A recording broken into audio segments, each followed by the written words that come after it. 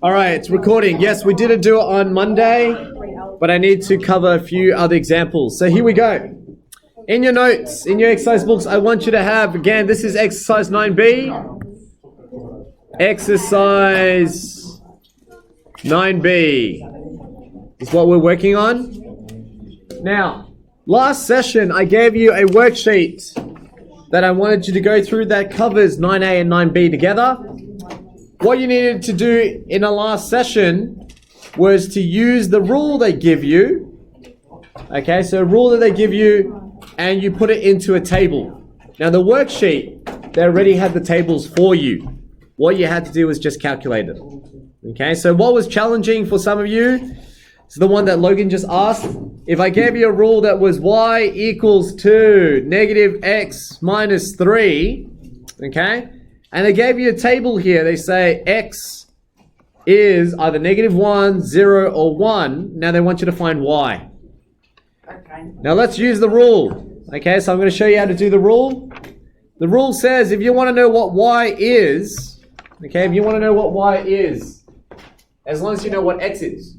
Now, according to the rule says, whatever x is, I'm going to do the negative of that, and I'm going to minus 3. So negative, that's 1. Very good. That's it. So all we have to do, so let's think about it. Y is equal to, now if x was negative 1, then it'll be negative of negative 1. That's very good. What's negative of 0? Just 0. Because 0 times anything, it's going to be 0. Remember, when you put a negative in front of it, though we don't write it, what's the number in front of the bracket right now? Wait, why is it negative? 0. Happy days.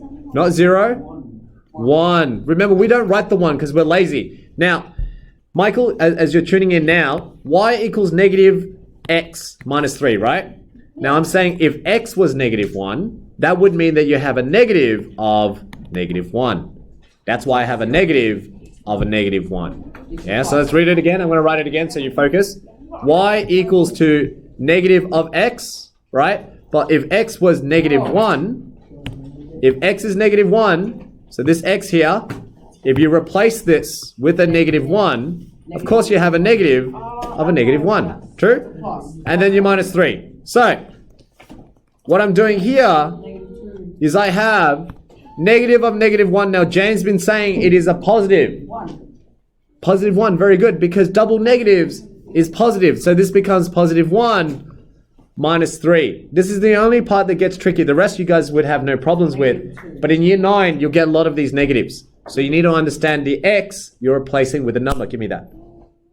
I already gave you a warning. You're going to put it on the table. I said I didn't want to see it. And I see it. Okay, so over here, on the table. On the table, thank you. So, 1 minus 3, we know that that is negative 2, very good. So this is negative 2. Now the other ones are much easier.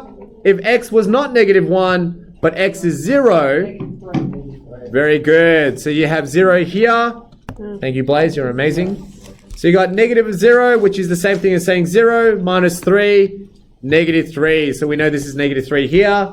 And then if x was not 0, but it was 1, then in this case, the only thing you change is the 1 there. Negative of 1 becomes negative 1. And minus 1 minus 3 is negative 4. Very good, Michael. Okay? So, once you've filled out these points, the next skill in exercise 9B was to transfer this into a Cartesian plane. You have the coordinates. When x is negative 1, the y value is negative 2. One coordinate. The next one is, if x was 0, the y value is negative 3. And then your third point said, well, if x was 1, we found out that the y value is negative 4. Okay? Then you would plot these coordinates on your Cartesian plane. So in your exercise, the sheet, it labeled it for you. So you've got negative 1, negative 2. So you get a point. 0, negative 3, which is down here, and then 1, negative 4 brings you to this coordinate. So you should have some line that looks something like that. Okay, so that was in your worksheet. That was the last question of your worksheet. And the reason why that was tricky is because you got the negative. Okay? Today's session, I'm only going to show you the second part, and then you have time to work on exercise 9B, but that's what you're working through. Yeah? Now, question in example 3, Why is this tricky for a lot of students? And even all the way up to my year 11s, they still don't understand what this question's asking. It's a very simple idea. It's just the language, it sounds confusing. This question asks you to decide if the points 1, 3, and -2, -4, whether it lies on the graph. That's where the students don't understand. Lies on the graph. What does that mean? Here, I'll show you. This is our graph, right? The points that lie on the graph were this. This is a point, this is a point, this is a point. They all lie on the graph. What are these points? We have -1, -2. That point there was 0, -3.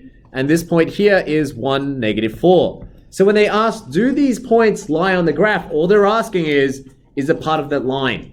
Does it sketch that line, right? So how do you know? How do you know if a point is meant to lie on the line? Well, it's meant to work with the rule. Okay, so the rule, whatever the rule they give you, if it works, if it's true, then that does lie on the graph. So in this case here, remember we chucked in when x is 1, was it true that the y value ended up being -4? If it is, that's a point that lies on the line. Okay, so I'm going to go back to our problem again.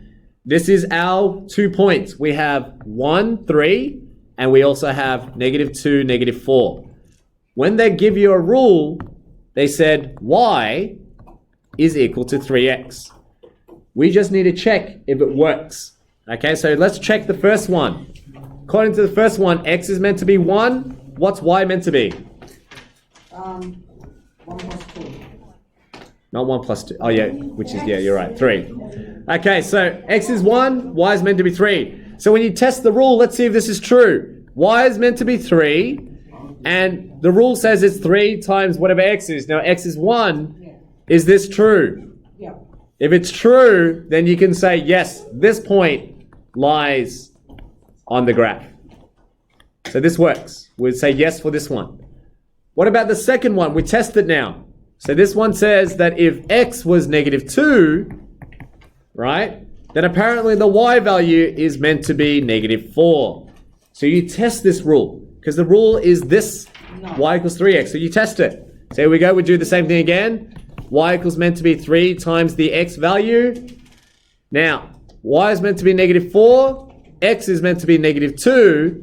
So you got 3 times -2. Is this true? What's 3 times -2? -6. This is not true. So you would then say, this point does not lie on the graph. That's all it means. So in year 11 and 12, they use a different term. They say, is it collinear? All it just means is when you draw a straight line, does it cross through those points? So collinear means that it's all in that same linear line. In year 8, they're just asking if it lies on the graph. Same idea. So to understand that these coordinates come from the rule. The rule gives you the coordinates and the coordinates gives you the rule. That's how it goes back and forth. Okay, so today's session, I want you to revise and practice those skills so that you know how to use the rule to get a table and then go from the table to the graph. Later on in year 11 and 12, you do not need to follow the table. They won't give you that table. You have to figure it out yourself. You pick out any numbers you want. The more numbers you pick, the better the graph becomes. Okay, but then it's more work. So in year 11 and 12, we try to minimize the amount of work. We try to do more efficient techniques. Right now in the junior levels, you're learning the basics. And this is the easiest way to start off with. As you get better with your algebra, you don't need to do the table. The table only gives you a gist of information, but at the end of the day, you're going to move away from that, which means your algebra needs to be strong. Okay, so that's what I've been training you to do. Chapter 5 and Chapter 7, you've been demonstrating a much better skill than you did when you first came in for the readiness task. It's now theoretical. So now I'm trying to apply it, but you can only apply Chapter 5 and 7 was good. Okay, Chapter 5 and 7 will really show in the later stages where you're solving and you're able to sketch the graph without doing the table. That's the idea. Okay, so really train your Chapter 5, Chapter 7, because it helps you to understand this. And this is one of the core subjects for Year 9. So Year 9, when I find students that are giving up, by the time they get to Year 10 and they don't choose to do mathematics or they want it to be their last year of doing mathematics, is because of Year 9. Okay, so Year 9 because of this topic. When you don't understand what you're doing, by the time you get to Year 10, it gets more involved with other graphs. So it starts here. Okay, so I trained your chapter 5, we spent a lot of time on that. Chapter 7, I spent quite a bit of time. Now, I'm moving into chapter 9 and I'm just working on the theory because I know next year we're going to learn the theory again. So if you don't get it this year, it's okay. You're going to learn it again next year, but your foundation, your algebra has to be good. If you don't have a foundation, you move into next year, you learn the theories again for the last time, you'll find it harder to do. Okay, so really build on that